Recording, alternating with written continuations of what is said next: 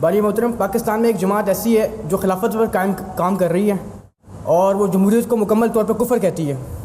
جمہوریت کو، ڈیموکریسی کو مکمل طور پر کفر کہتی ہے. تو مجھے جمہوریت کے معاملے میں کچھ تھوڑا کنفیوژن ہے، تو میں آپ سے چاہتا ہوں کہ آپ میرا مسئلہ حل کریں. کیا جمہوریت مکمل طور پر کفر ہے؟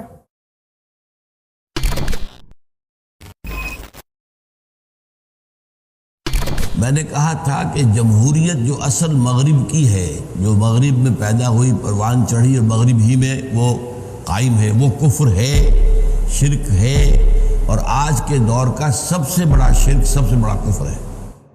اس لیے کہ اس کی بنیاد جو ہے انسانی حاکمیت پر ہے. حاکمیت صرف اللہ کے لیے ہے. انسان جب حاکم ہونے کا دعویٰ کرتا ہے وہ خدائی کا دعویٰ ہے.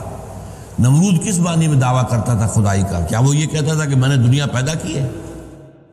فرعون کس معنی میں دعویٰ کرتا تھا خدائی کا؟ کیا اس کا خیال یہ تھا کہ اس نے دنیا پیدا کی ہے؟ نہیں.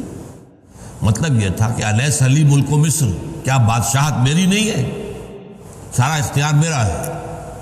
تو یہ اصل میں یہ کفر ہے، شرک ہے، اس میں کوئی شک نہیں. جو شک کرے اس کے ایمان میں شک ہے. لیکن اگر کہیں ایسا ہو کہ حاکمیت اللہ کی مان لی جائے، یہ میں نے اصل میں امریکہ کا جو کونسولیٹ ہے یہاں پر، اس کا پولیٹیکل سیکریٹری میرے پاس آیا تھا اور اس نے کہا تھا کہ بتائیے کہ آپ خلافت جو کہتے ہیں، خلافت کسے کہتے ہیں آپ؟ میں نے کہا دیکھیے، نظری بحثیں ہم کریں گے اگر تو بات جو ہے وہ لمبی ہو جائے گی بہت. Take your constitution of the United States of America, اس میں جو بھی پہلی دفعہ ہوتی ہے یہ اس کا نام یہ ہوگا، اس کا یہ ہوگا، اس کے بعد 2 جو ہے دفعہ آنی چاہیے کہ sovereignty here belongs to God. یہ دفعہ ہونی چاہیے.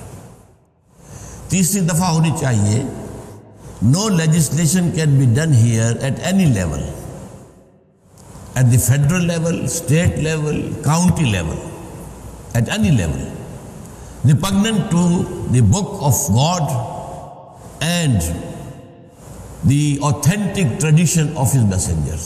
2 باتیں ہو گئی. نمبر 3, who will decide کہ کوئی چیز repugnant ہے یا نہیں ہے؟ The judiciary will decide. Constitution میں جب یہ ہوگا کتاب و سنت کے خلاف کچھ نہیں ہو سکتا. اب اگر کوئی قانون بناتی ہے کانگریس یا کوئی اور وہ کتاب و سنت کے منافی ہے تو you go and knock the door of the judiciary. Number 4, non-Muslims in this country will be protected minority. They will not be equal citizens. Legislation کے پروسیس میں ان کو ہم ساتھ نہیں ملائیں گے، اس لیے کہ ہماری لیجسلیشن قرآن و سنت کی بنیاد پر ہے. وہ نہ قرآن کو مانے نہ سنت کو مانے. اس کے علاوہ جو ہائیسٹ لیول کی پالیسی میکنگ ہے اس میں بھی ان کو انکارپوریٹ نہیں کریں گے، کیونکہ اسلامی ریاست اور خلافت کی ہائیسٹ پالیسی کیا ہوگی کہ خلافت کو ایکسپورٹ کیا جائے، دنیا میں پھیلایا جائے، اور کوئی نان مسلم تو اسے پسند نہیں کرے گا. اس کو بہرحال اس کو وہ کسی درجے میں بھی قبول نہیں کرے گا. لیکن اس سے نیچے ملازمتیں ہیں، بزنس ہے، کاروبار ہے، اور وہ چاہیں تو ان پر جبری جو ہے وہ فوج کی ملازمت لازم نہیں ہوگی، لیکن یہ کہ اگر وہ چاہیں تو فوج میں بھی آئیں، لیکن ایک خاص رینک سے اوپر نہیں جائیں گے وغیرہ وغیرہ. اور لیکن انہیں آزادی ہوگی، ان کی مذہبی عقیدے کی آزادی، ان کے جو بھی عبادت گاہیں ہوں گی ان کی پروٹیکشن مسجدوں سے بھی زیادہ ہوگی. ان کے فیملی لاز جو ہیں ان کے آزاد علیحدہ ہوں گے. ان کی انہیریٹنس کا معاملہ بھی وہ اپنے مطابق کر سکیں گے، اس میں انہیں مکمل آزادی ہوگی. پرسنل لا جسے کہتے ہیں. بس اس کے اندر اب اس کے نیچے آپ پوری جمہوریت کا نقشہ لا سکتے ہیں، جسے ہم کہتے ہیں کہ ملٹی پارٹی سسٹم ہو، انتخابات ہو.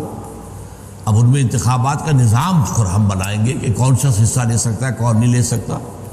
جیسے آج بھی ہمارے ہاں آرٹیکل 62-63 موجود ہیں، لیکن وہ جو ہے اس پر عمل نہیں ہو سکتا کہ کسی شخص کا کردار کے بارے میں اگر کوئی شک ہے تو اس کو وہاں پر بیان کیا جائے تاکہ اس کی جو اس کی امیدواری جو ہے اس کا راستہ روکا جا سکے وغیرہ وغیرہ. پھر کیا عمر ہوگی یہ بھی ہم طے کریں گے، لیکن الیکشن تو ہو گئے اور ملٹی پارٹی سسٹم ہوگا. تو اس نے کہا ٹھیک ہے، میری بات سمجھ میں آ گئی. تو یہ ہے، یہ جمہوریت ہے اسلامی جمہوریت. لیکن وہ ہے مطلق جمہوریت جو کفر ہے. یہ اسلام کے تابع جمہوریت ہے، اس میں کوئی حد نہیں. قرآن مجید میں کلمہ طیبہ کی مثال جو ہے وہ ایک شجر سے دی گئی ہے جس کی شاخیں جو ہیں وہ آسمان تک پھیلی ہوئی ہیں. اس کی ذرا وضاحت کیجئے کہ یہاں قرآن مجید اپنے مخاطبین سے یعنی مومنین سے کیا کہنا چاہ رہا ہے. بہت شکریہ.